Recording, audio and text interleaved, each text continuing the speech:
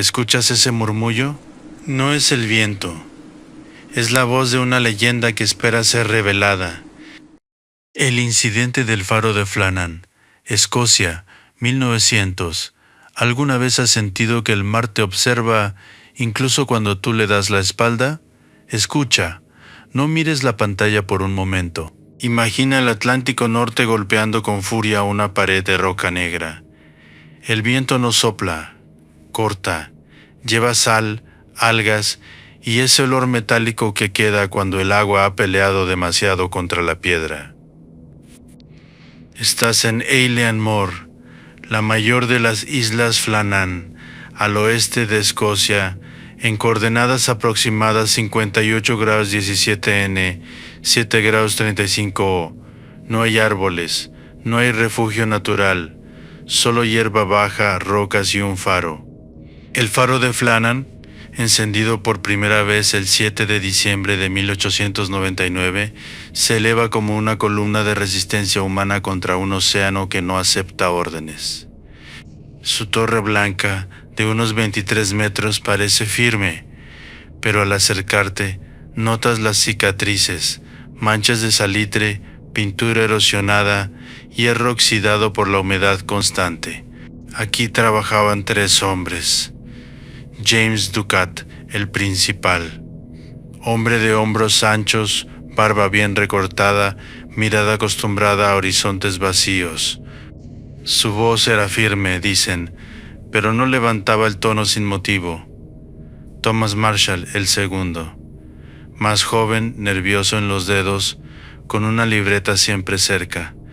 Anotaba todo, el clima, el estado de las lámparas, incluso sueños breves, y Donald MacArthur, suplente, alto, fuerte, con un temperamento que no siempre encajaba en espacios cerrados. Había sido marinero, había visto cosas, y no todas las contaba. 3 hombres, un turno, una isla sin testigos. Ahora imagina el interior del faro. La sala de la lámpara huele a aceite mineral y vidrio caliente.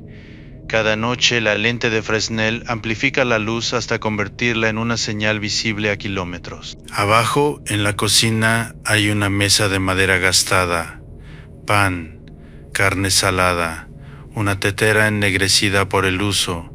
Escucha el sonido, el tic-tac de un reloj, el viento colándose por rendijas invisibles, el lejano romper de olas contra los acantilados como golpes amortiguados. Todo parece bajo control, pero hay algo que no encaja desde el principio. Los marineros de la región evitaban estas islas mucho antes del faro. Las llamaban las 7 cazadoras.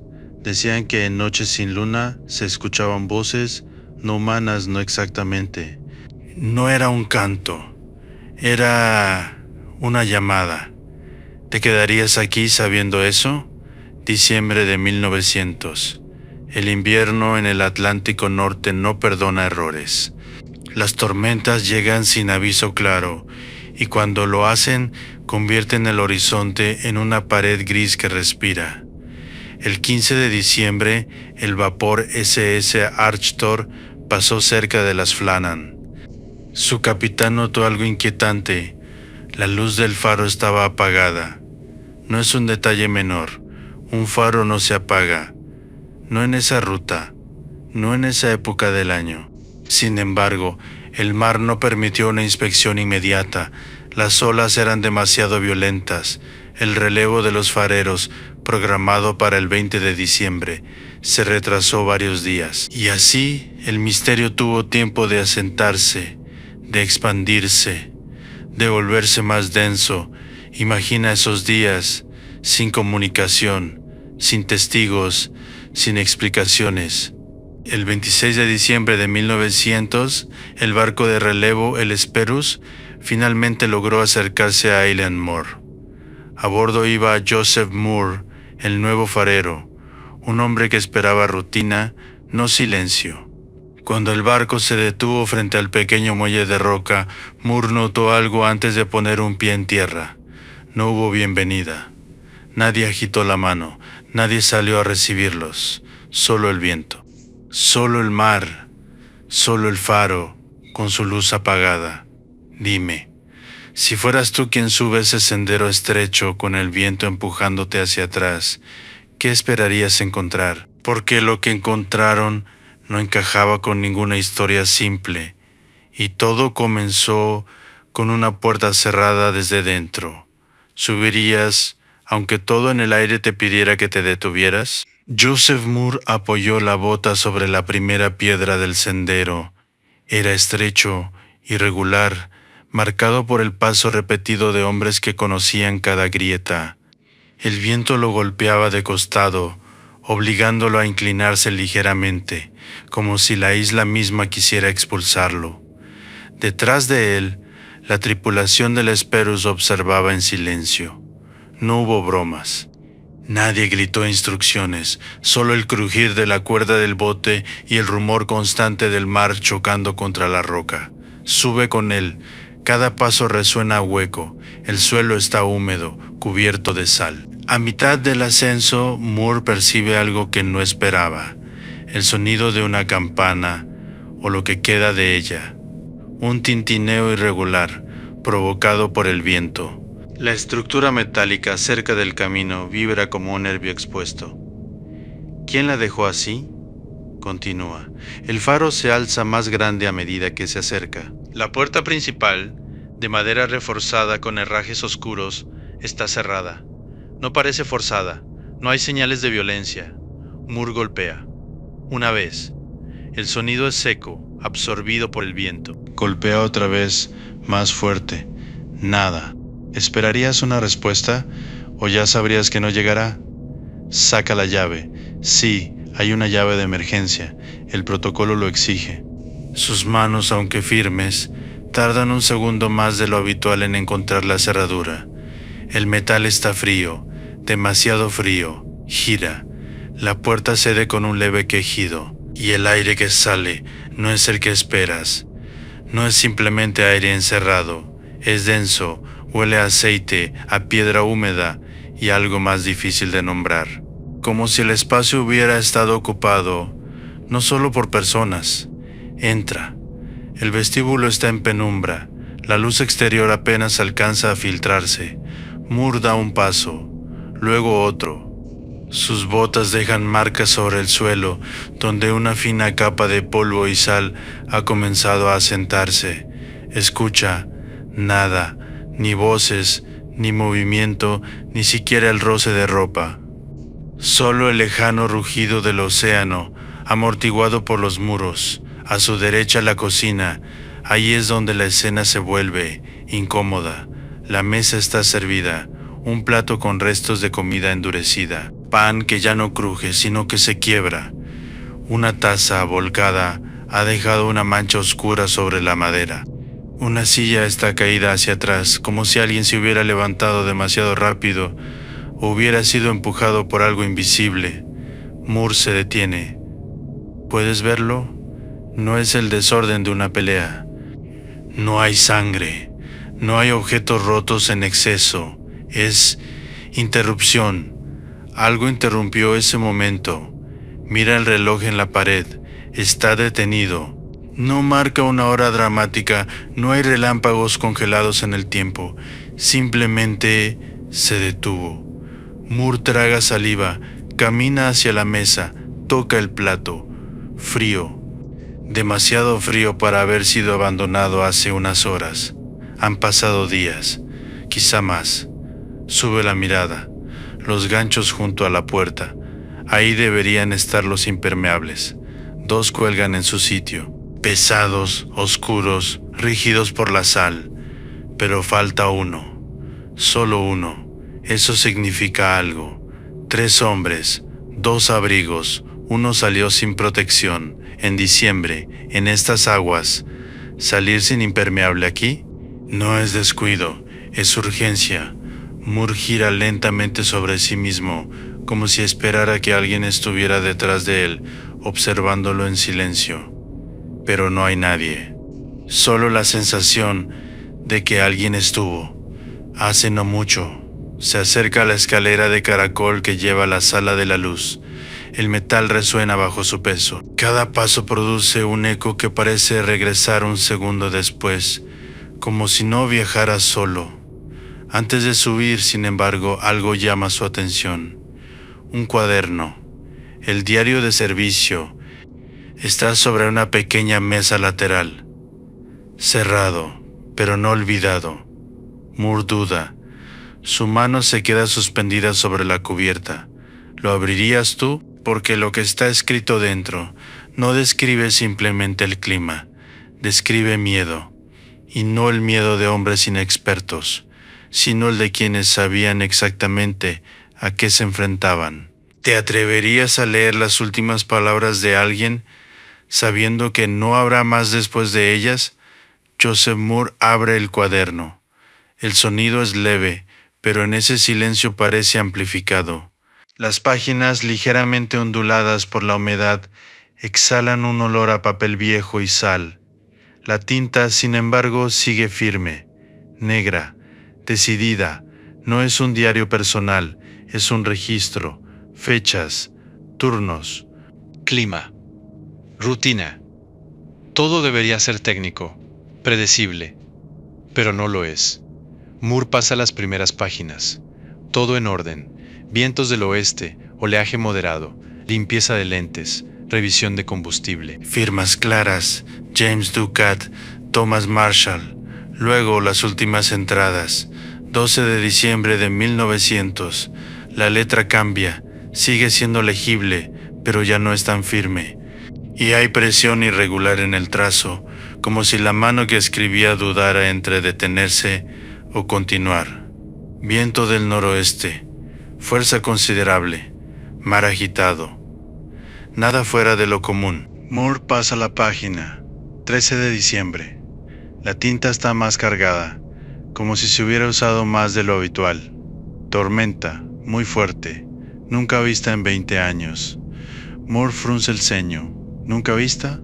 Pero hay algo más, otra línea debajo. James Ducat, inusualmente callado. Moore levanta la mirada un instante, como si esperara encontrar a Ducat en la habitación, desmintiendo esa frase. Pero no, solo el crujido lejano de la estructura. Vuelve al cuaderno. Thomas Marshall llorando. El dedo de Moore se detiene sobre esa línea. Llorando. Un farero. Un hombre entrenado para enfrentar aislamiento, tormentas, noches interminables. Llorando. ¿Por qué? Pasa la página con más cuidado. 14 de diciembre. La escritura parece más apresurada. Algunas palabras están ligeramente inclinadas, como si el cuaderno no estuviera apoyado sobre una superficie estable. Tormenta continúa. Donald MacArthur rezando. Moore traga saliva. MacArthur. El hombre descrito como fuerte, incluso impulsivo. Rezar no es extraño. Pero la forma en que está escrito no es rutinaria, es insistente, como si fuera importante dejar constancia de eso. Sigue leyendo. Los tres rezamos. Silencio. ¿Puedes sentirlo? 3 hombres, dentro de un faro de piedra, en medio de una tormenta, rezando juntos. No es un acto cotidiano, es una reacción a algo. Moore pasa a la última entrada. 15 de diciembre. La tinta es más ligera, como si el pulso hubiera cambiado, o como si quien escribía estuviera cansado o distraído. Tormenta ha cesado y el mar está en calma. Moore parpadea, vuelve a leer. Dios está sobre todo, nada más. No hay firma, no hay cierre, no hay explicación. Moore cierra el cuaderno lentamente. El sonido de la tapa al cerrarse parece final, pero no lo es, porque algo no encaja. Los registros meteorológicos de la región, los reportes de barcos cercanos no describen una tormenta tan extraordinaria en esos días. Entonces, ¿qué estaban viendo ellos? ¿Una tormenta que no se registró? ¿O algo que no era exactamente una tormenta? Moore apoya el cuaderno. Sus dedos tiemblan apenas. Levanta la vista hacia la escalera. La torre. La luz. Aún no ha subido y ya sabe que nada aquí es normal. Pero hay más, mucho más. porque el exterior del faro también tiene su propia historia, y no está escrita en tinta, está grabada en hierro retorcido y piedra arrancada. Moore da el primer paso hacia la escalera de caracol. El metal responde con un eco profundo, uno que no se apaga de inmediato, como si la torre devolviera el sonido con retraso, como si escuchara: dime, ¿seguiría subiendo? Porque arriba la luz no es lo único que falta. ¿Subirías? Sabiendo que cada peldaño te aleja de la salida, Joseph Moore comienza el ascenso. La escalera de caracol se enrosca sobre sí misma como una espina de hierro. Cada paso produce un golpe seco que asciende por la torre y regresa en forma de eco, más tenue, más distante, como si alguien subiera unos segundos detrás de él. Escucha eso, ¿lo oyes? Moore se detiene. Silencio. Solo su respiración y el latido sordo del mar contra la base del faro continúa. El aire cambia a medida que asciende. Se vuelve más frío, más limpio, pero también más delgado, como si hubiera sido filtrado demasiadas veces. La luz entra por pequeñas ventanas, proyectando franjas que se mueven lentamente con las nubes. Finalmente llega a la sala de la lámpara. La puerta está entreabierta, no debería estarlo. Y un farero cierra esa puerta siempre. El viento puede desajustar la lente, contaminar el mecanismo, apagar la llama. Moore empuja. El chirrido es largo, irregular. La lámpara está apagada. El corazón del faro, muerto, se acerca. La lente de Fresnel, grande, segmentada, diseñada para multiplicar la luz hasta atravesar la oscuridad del Atlántico, está intacta. No hay grietas, no hay señales de impacto, pero el mecanismo está detenido. El sistema de rotación, impulsado por un peso que desciende lentamente como un reloj, se ha detenido a mitad de su recorrido. La cuerda cuelga inmóvil. Moore toca el metal, frío, no reciente. Han pasado días desde que dejó de funcionar. Observa la lámpara. No se volcó, no explotó, simplemente no se encendió. ¿Quién dejaría que la luz se apagara? ¿Voluntariamente? Moore se inclina. Revisa el depósito de aceite. No está vacío, había combustible suficiente. Entonces, ¿por qué no hay luz? Se endereza lentamente, y en ese momento algo lo atraviesa. No es un sonido, no es una imagen, es una idea. 3 hombres entrenados, un sistema funcional, condiciones que al menos en ese momento final se describen como calma. Y aún así, todo fue abandonado. Moore da un paso atrás, mira alrededor. Las ventanas de la sala ofrecen una vista completa del océano, gris, infinito, sin interrupciones, pero algo en el horizonte llama su atención. No es movimiento, es memoria. Recuerda los informes que había escuchado antes de llegar, sobre el muelle oeste. Desciende, más rápido ahora. La escalera ya no parece tan larga. El eco de sus pasos se acelera, se mezcla, se vuelve caótico. Al llegar al exterior, el viento lo golpea con más fuerza, como si hubiera estado esperando. Rodea el faro. El camino hacia el muelle inferior es peligroso. Tallado en la roca, desciende en ángulo, expuesto directamente al océano. Aquí, las olas no llegan, atacan.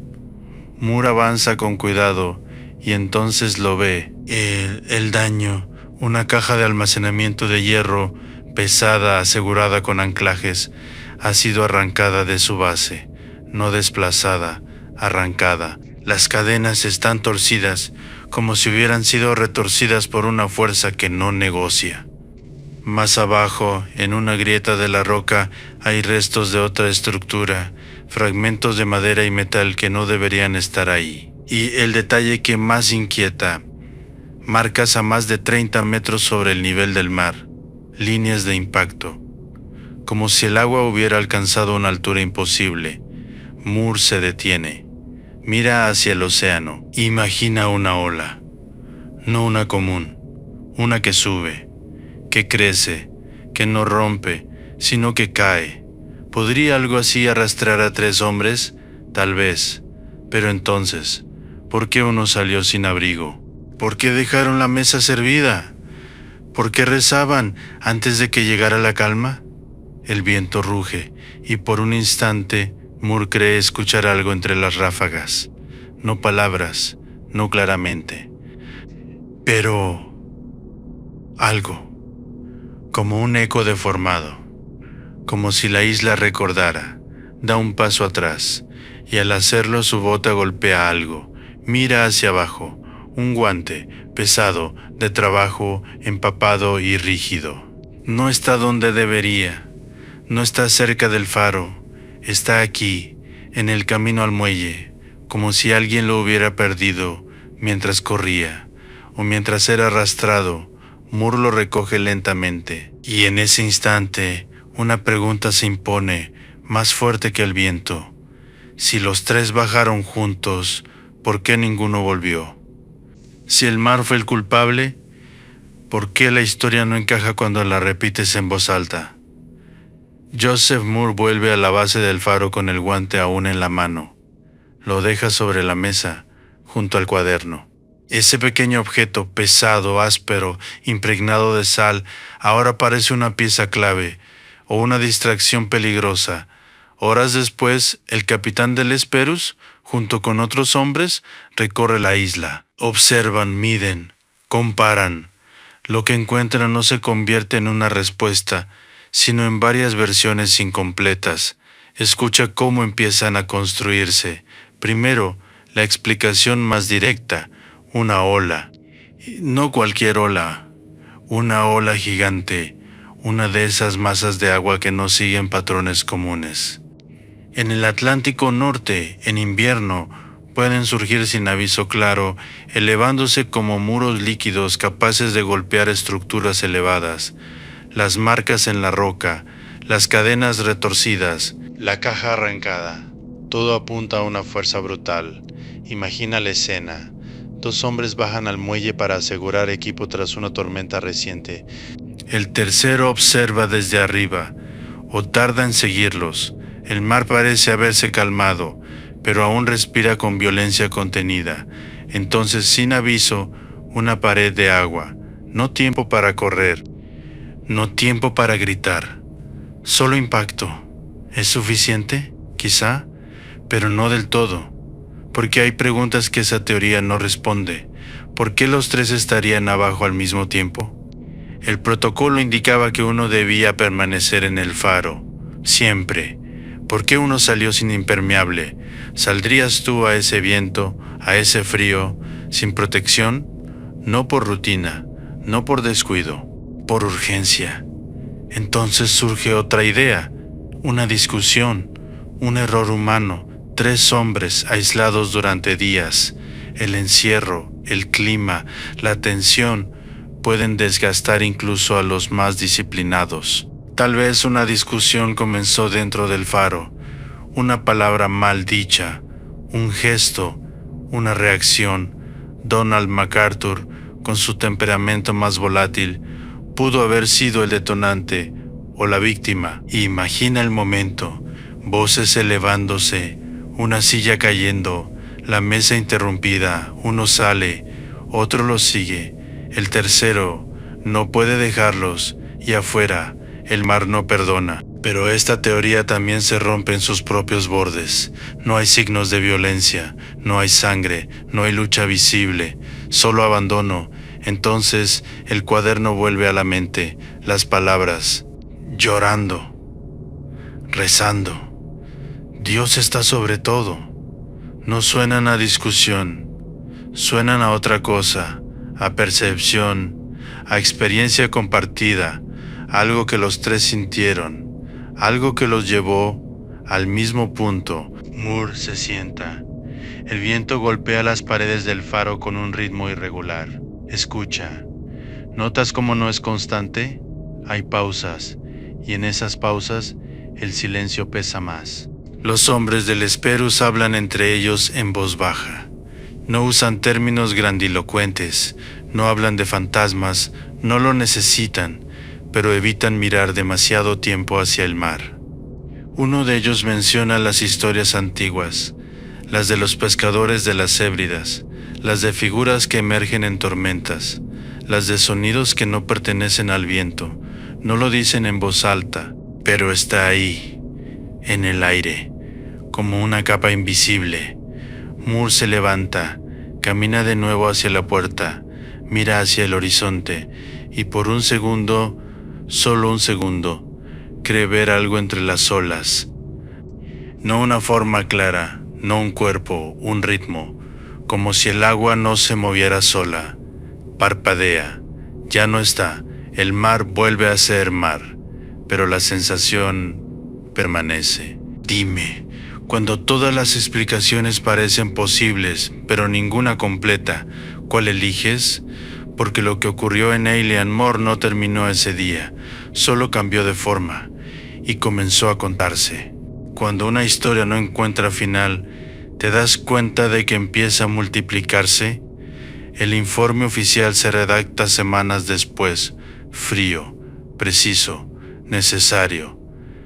Se menciona una ola excepcional como causa probable. Se habla de hombres arrastrados mientras aseguraban equipo en el muelle occidental. Se cierra el documento, pero no se cierra la historia, porque las islas no olvidan, y los hombres que regresan del mar tampoco. En los puertos de las Hébridas exteriores, entre redes húmedas y barriles de madera, el relato comienza a cambiar. No en grandes saltos, en detalles, en matices que se repiten en voz baja, como si decirlos demasiado fuerte pudiera traer algo. Un marinero afirma que días después del 15 de diciembre vio una luz en el faro, débil, irregular, como si alguien intentara encenderla sin lograrlo. Otro dice haber escuchado una campana en mitad de la noche, en una dirección donde no hay campanas. Y luego están los pastores que, ocasionalmente, eran llevados a Alien Moore para cuidar ovejas durante temporadas más tranquilas. Hombres acostumbrados al silencio, a la soledad. Uno de ellos, según se cuenta en Islas Hébridas exteriores, se negó a permanecer en la isla tras la primera noche. No gritó. No explicó demasiado. Solo dijo, ¿no estoy solo ahí? ¿Te quedarías tú si alguien así te lo dijera, sin añadir más? La leyenda empieza a tomar forma en torno a lo que falta, no a lo que se vio. Se dice que en ciertas noches, cuando el viento cambia de dirección y sopla desde el noroeste, el faro, aunque automatizado años después, emite un sonido que no corresponde a su estructura. No es metal, no es cuerda, es voz, no palabras claras, fragmentos, como si alguien hablara desde otra habitación o desde otra época. Joseph Moore nunca dejó una declaración dramática. No hay registros de que alabara teorías extrañas, pero quienes lo conocieron mencionan un cambio sutil. Evitaba hablar de la isla. Cuando lo hacía, elegía cada palabra con cuidado, como si una descripción imprecisa pudiera deformar algo que debía permanecer intacto. Y luego está el detalle que pocos mencionan, pero que persiste, el cuaderno. Después del incidente, fue retirado, examinado, archivado. Sin embargo, algunos relatos aseguran que una de las páginas, la última, no siempre mostraba exactamente lo mismo. Que la frase Dios está sobre todo parecía en ocasiones más oscura, más profunda, como si la tinta hubiera sido reforzada, como si alguien hubiera vuelto a escribirla. ¿Sugerencia? ¿Ilusión? ¿Memoria alterada por el miedo? Tal vez. Pero escucha esto. Años más tarde, cuando nuevos fareros ocuparon el lugar antes de su automatización en 1971, algunos adoptaron pequeñas rutinas que no figuraban en ningún manual. No dejaban la mesa servida si no estaban los tres presentes. No salían juntos al muelle, nunca, y evitaban mirar demasiado tiempo hacia el agua en días de calma repentina. Porque la calma, aprendieron, no siempre es ausencia de peligro. A veces es pausa. Imagina la isla en una noche sin luna, el faro en silencio, el mar respirando con suavidad, y en medio de todo eso, una sensación, no de amenaza directa, sino de observación, como si algo esperara, no para atacar, para repetir. Moore, en su última visita documentada a la región, evitó acercarse de nuevo a Elian Moore.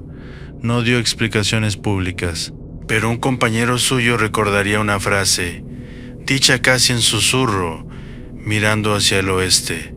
No fue el mar, al menos no solo. ¿A qué se refería? La leyenda ya no depende de pruebas. Depende de ecos. Y los ecos no siempre vienen del pasado. A veces responden. Si una isla guarda silencio, ¿cómo distingues entre lo que no está y lo que decide no mostrarse? Con el paso de los años, Elian Moore dejó de ser solo un punto en los mapas de navegación. Se convirtió en un lugar que los marineros señalaban sin mirar directamente. Un sitio que se nombraba, pero no se describía demasiado. Los testimonios no llegaron como una avalancha, llegaron como gotas, separadas, irregulares, persistentes. Un pescador de las Islas Hébridas exteriores relató que, al pasar a varias millas de distancia, vio la luz del faro encenderse y apagarse 3 veces seguidas en una noche completamente despejada. Años después de que el sistema ya funcionara de manera automatizada y regular. No era una falla mecánica común. El patrón no coincidía con ningún código. 3 destellos. Pausa. Oscuridad. ¿Una señal? ¿Un error o una repetición? Otro testimonio habla de pasos, no dentro del faro, fuera, en la roca, pesados, irregulares, como si alguien caminara con dificultad o cargando peso. Un equipo de mantenimiento, décadas después, reportó haber escuchado esos pasos mientras revisaban las estructuras externas. Al asomarse, no encontraron a nadie, pero uno de ellos, según el relato que circula entre trabajadores de la zona, dejó de trabajar en faros poco después. No dio explicaciones largas, solo una frase dicha al abandonar el turno. Caminaban, pero no se alejaban. ¿Te das cuenta de lo que implica eso? Movimiento sin destino, presencia sin trayecto. Y luego están las sombras. No figuras definidas, no siluetas claras, sombras que no coinciden con la posición del sol, que se proyectan hacia donde no deberían. Un farero, años antes de la automatización en 1971, anotó en un registro que no formaba parte del diario oficial que durante una tarde de cielo limpio vio 3 sombras proyectadas sobre el muro interior de la torre, pero estaba solo.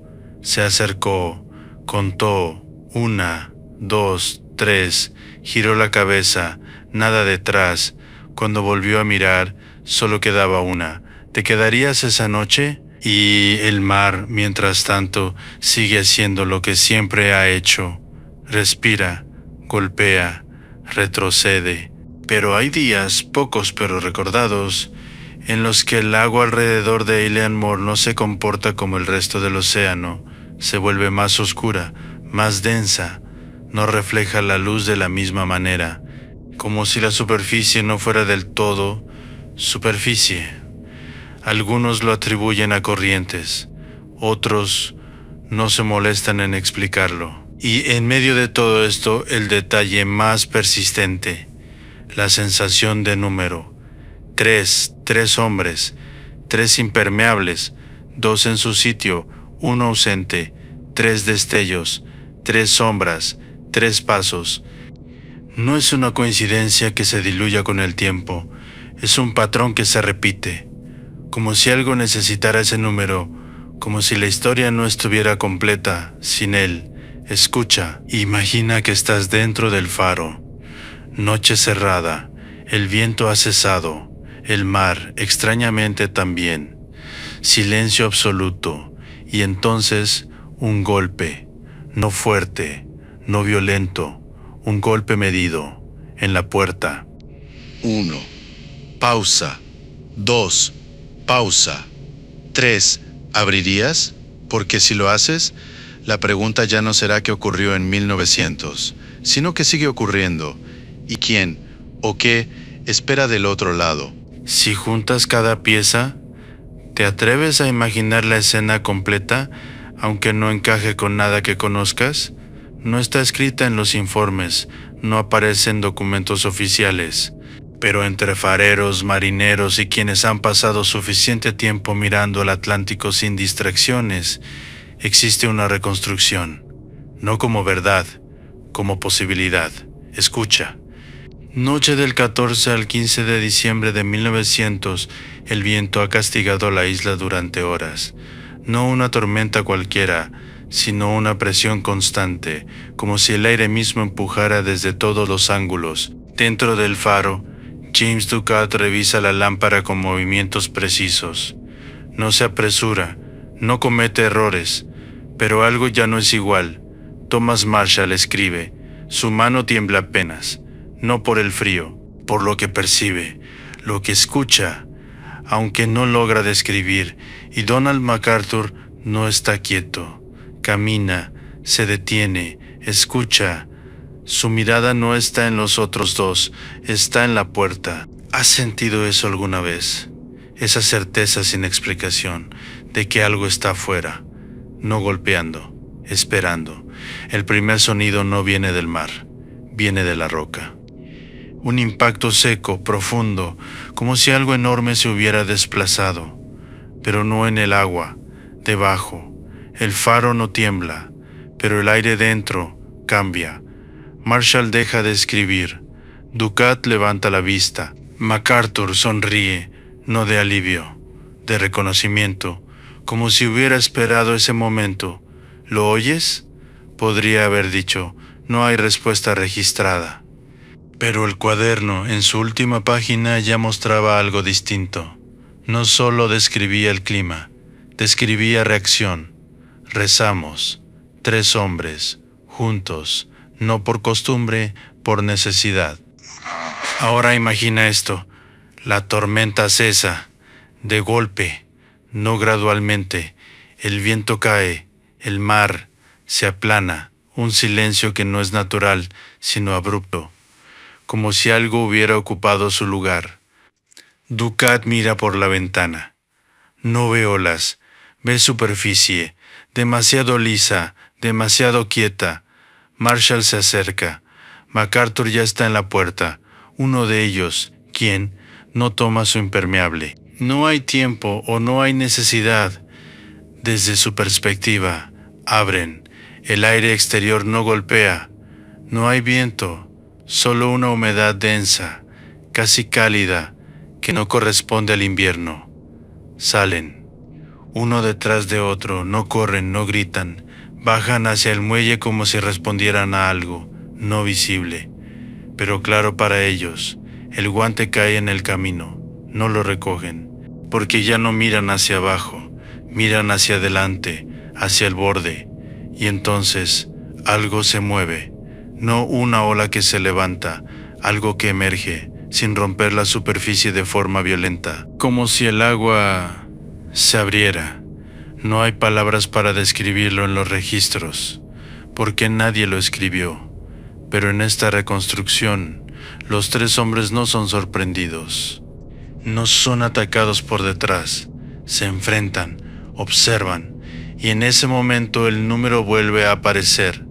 3 hombres frente a algo que también responde a ese patrón. Reflejo, atracción, intercambio. El impacto, si ocurrió, no fue caótico, no dejó rastros claros de lucha, solo ausencia, como si hubieran sido retirados, no arrastrados, retirados. El mar se cierra, el viento regresa, la tormenta, si alguna vez existió, deja de importar, y el faro queda atrás, con la mesa servida, con la lámpara apagada, con un cuaderno abierto, esperando ser leído. Ahora dime, si esta escena no está en ningún informe, ¿por qué encaja con cada detalle? Y más importante aún, si algo así ocurrió una vez, ¿qué impediría que volviera a suceder? Si el tiempo pasa, ¿por qué algunos lugares no avanzan con él? A comienzos del siglo XX, tras el incidente, el faro de Elian Moore volvió a operar. Nuevos fareros ocuparon la torre, nuevas rutinas, nuevas manos encendiendo la luz cada noche. Pero algo había cambiado, no en la estructura, en la forma en que los hombres se movían dentro de ella. Las reglas no escritas comenzaron a transmitirse en voz baja, entre relevos, como si fueran advertencias que no debían registrarse en papel. Nunca los tres juntos afuera. Nunca dejar la puerta abierta. Nunca ignorar un silencio demasiado perfecto. Décadas después, en 1971, el faro fue automatizado. La presencia humana dejó de ser constante. La luz continuó girando, obediente, precisa, sin necesidad de vigilancia directa. Y sin embargo, la isla no quedó vacía. Equipos de mantenimiento comenzaron a visitarla de forma periódica. Técnicos, ingenieros, hombres acostumbrados a sistemas, a lógica, a mecanismos que responden a causas claras. Pero incluso entre ellos surgieron relatos. Uno de los primeros equipos que pasó una noche completa en la isla, ya en los años posteriores a la automatización, reportó una sensación persistente dentro de la torre. No miedo inmediato, no peligro evidente, algo más difícil de definir, como si el espacio estuviera ocupado, no por una figura visible, por una intención. Uno de ellos, según registros internos que circulan fuera de informes oficiales, decidió verificar la sala de la lámpara en mitad de la noche. Subió solo, la linterna en mano, el haz de luz cortando la oscuridad en franjas irregulares. Al llegar arriba, la lámpara funcionaba correctamente, todo en orden. Pero al girar para descender, notó algo en el vidrio, no una figura detrás, un reflejo que no coincidía con su posición, tres formas, alineadas, detrás de él. Giró de inmediato. Nada. Volvió a mirar el vidrio. Solo una. ¿Te quedarías? Bajó. No volvió a subir esa noche, y no fue el único. Otros visitantes mencionaron sonidos que no encajaban con la estructura del faro. Golpes medidos, no erráticos, siempre en secuencia. 1, pausa, 2, pausa, 3. Como si alguien o algo siguiera marcando ese ritmo. El número no desaparece, persiste en detalles, en sensaciones, en decisiones que los visitantes toman sin saber por qué. Algunos evitan mirar hacia el muelle más de unos segundos. Otros no permanecen en la cocina demasiado tiempo. Y hay quienes, sin haber escuchado ninguna historia previa, sienten la necesidad de mantener 3 puntos de contacto con su entorno, como si el equilibrio dependiera de ello. Mano, pie, mirada, 3. En días de calma absoluta, cuando el mar alrededor de Elian Moore parece una superficie inmóvil, algunos técnicos han reportado una ilusión inquietante. El horizonte no es completamente recto. Hay una ligera curvatura, no natural, como si algo bajo el agua modificara la percepción. No es visible directamente, pero se intuye, y en esos momentos nadie se queda en el borde. Porque la sensación no es de caída, es de llamada, atrae, no con fuerza, con insistencia. Dime, si estuvieras ahí, en silencio, sin viento, con el mar completamente quieto, y sintieras que algo te observa desde abajo, ¿te acercarías o retrocederías justo a tiempo? El faro sigue en pie, la luz sigue girando, los registros continúan, pero hay noches en las que, según quienes han pasado suficiente tiempo observando, el ritmo cambia apenas. Un destello que tarda un segundo más, una pausa que no debería existir, un patrón que se rompe en 3, y entonces por un instante la sensación regresa, no de pasado, de continuidad, como si lo ocurrido en 1900 no fuera un evento cerrado, sino un punto de inicio. Cuando te alejas, ¿de verdad dejas el lugar atrás o el lugar se queda contigo?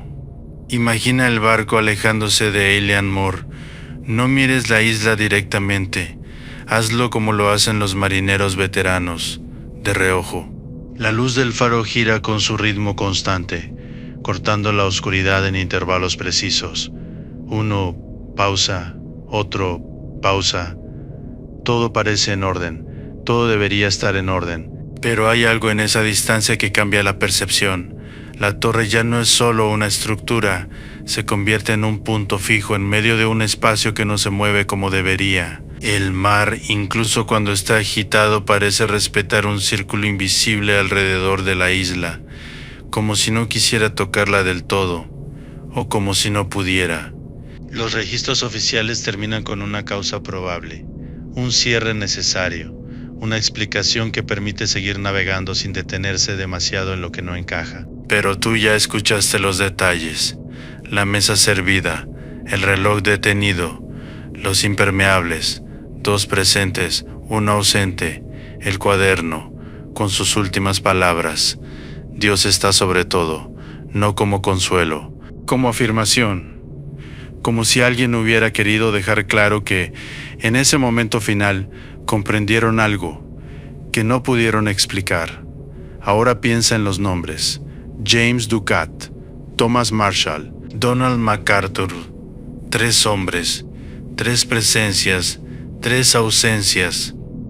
El número no desaparece cuando la historia termina, se queda, en la forma en que se cuenta, en los patrones que se repiten, en los detalles que regresan sin ser llamados. Escucha, imagina una última escena, no en el 1900, no en el pasado, sino en cualquier noche. El faro gira, la isla respira, el mar observa, y alguien, no sabes quién, se encuentra dentro de la torre mirando hacia la puerta.